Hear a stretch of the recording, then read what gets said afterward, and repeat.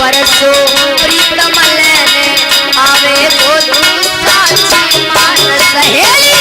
परसो प्रीतम लेने आवे बोलू साची मान सहेली।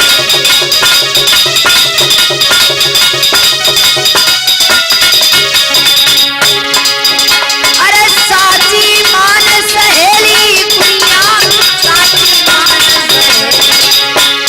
परसो प्रीतम लेने आवे बोलू साची मान सहेली।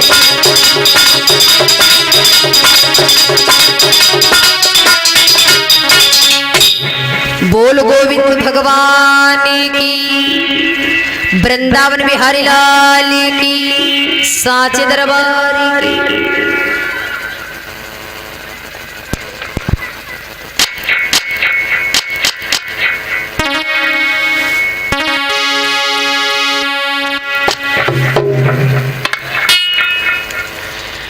हरिद्वार के आनंद घाट पर बैठे थे सुखदेव जी महाराज राजा परीक्षित से बात करते हैं।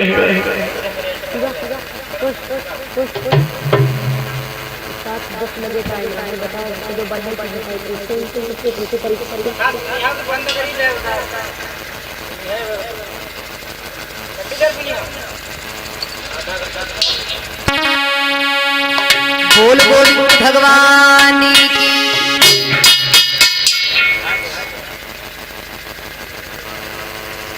और हमारे भैया परीक्षित जी की माता श्री जी की तरफ से 21 मुद्राएं दान हो रही है। परमात्मा कल्याण करता रहे, यही आशा और मेरी आकांक्षा है। बोल गोविंद भगवान की।